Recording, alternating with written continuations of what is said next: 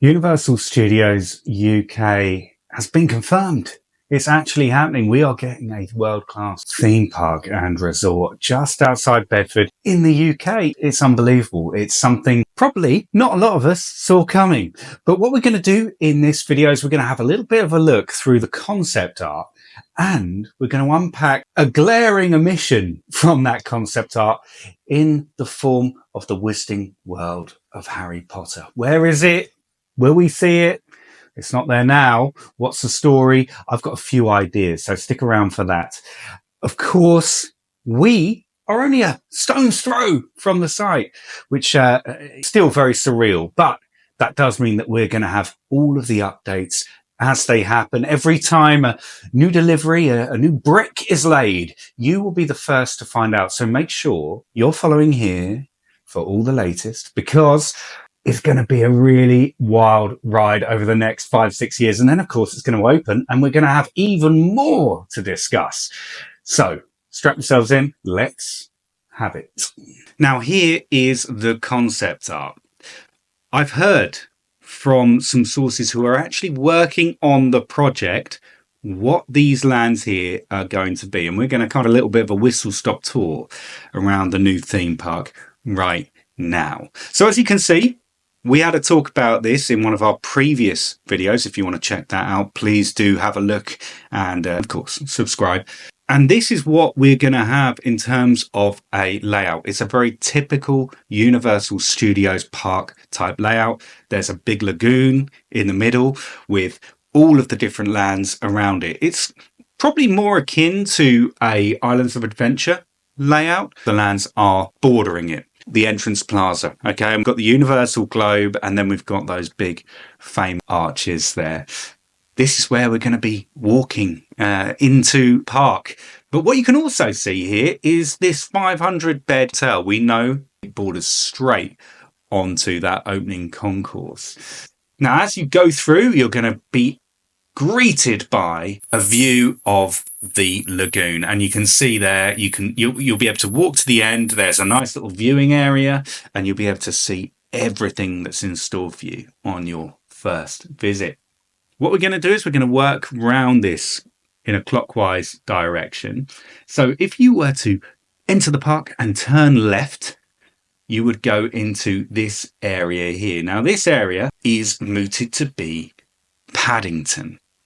Now, I'll be interested to know what your thoughts are. Please do leave them in the comments. But this is mooted to be a Paddington-themed area with a Paddington-themed attraction. You can see that actually it makes it's very kind of this is concept art, but you can see there that there is some Paddington themed kind of stuff. We can see what like either a kind of ride or something like that over here.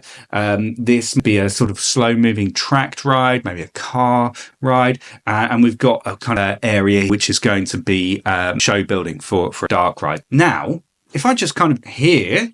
Okay, now if we look here, this is the next one around. Now, this is actually probably one of the areas which has got most attention. This is mooted to be Hill Valley of Back to the Future fame. And you can actually see here we have the square of the town and all the frontage around it, and this enormous show building all the way around the back, from which this enormous roller coaster is launched. Now, we've actually lost a little bit of the roller coaster, so I'm just going to jump back to our previous image, because if we look right over here, you can see this enormous spike, and there's a couple of spikes there actually. Here where you can see these kind of, this is indicating to me an Intamin multi-launch coaster. Now, we had a fantastic live on TikTok just night, and we were discussing how perfect an Intamin multi-launch is for the Back to the Future franchise. It's all about getting in a vehicle and accelerating from 0 to 88 miles an hour as quickly as possible so that you can transcend space and time. This, to me, looks like an absolute winner. Let me know in your thoughts whether you think this one is going to be what you rope drop. Okay, let's go on, because a lot to unpack. Okay, a bit further around here. we have a Jurassic Park zone. Now, what we have a look at it, we have an enormous show building for a dark ride, which is indicating to me we might get something like what they have in Beijing. If you've not looked that up, do so immediately because it's absolutely incredible. But the interesting one to me is actually this green tracked ride here. Now, to me, this does not look like Velocicoaster. And it does not look from this concept art like we'll get a river adventure either.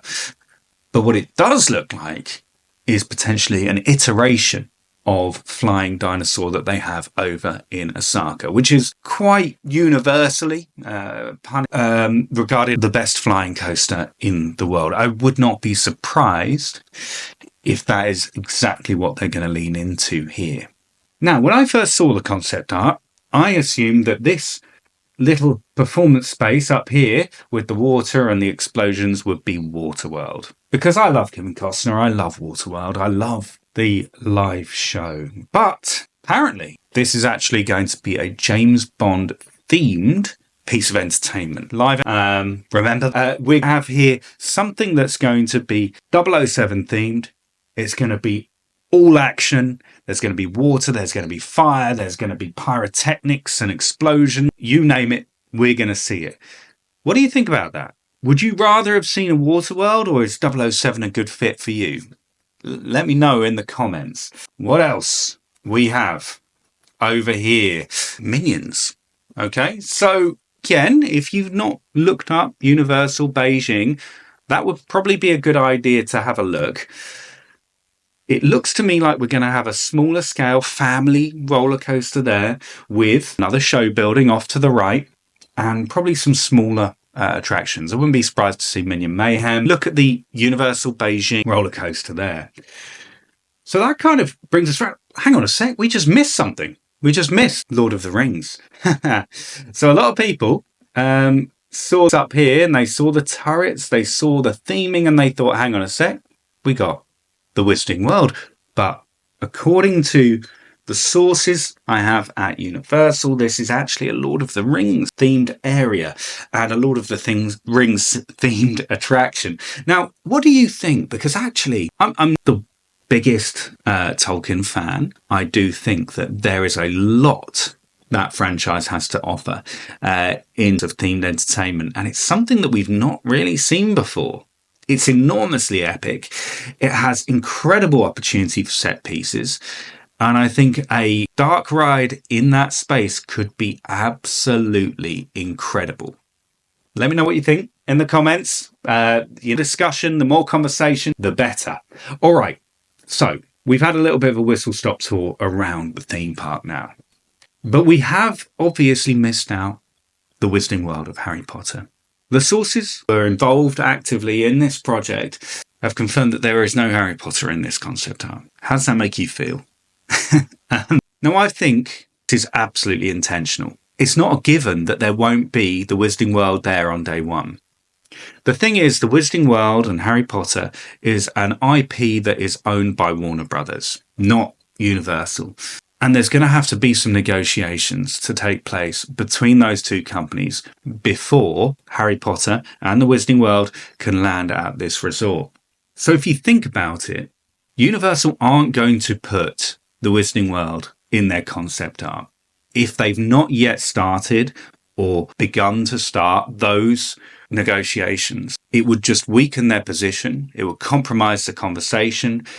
And it would be a lose-lose situation. If they said going to get Harry Potter from day one, and we did, then great, we've already had the excitement. If they said we were going to have Harry Potter in the Wizarding World and the talks didn't go well, we didn't end up getting it, then they'd end up with egg on their face. And Warner Brothers would most likely be able to demand a whole lot more cash on the, as a result of the expectations being set. What do you think? Do you think I'm onto something? Do you think that makes sense? Or am I kind of galaxy braining this and there is just no Wizarding World? Let me know in the comments. But I think we can all agree that we're on something quite exciting here. Thanks so much for digging through the concept art and exploring some of that Wizarding World idea with us today. Make sure that you subscribe, give the video a like if you like it. Please, it helps. But most of all, have a fantastic rest of your day and let's just enjoy the ride. I'll see you soon.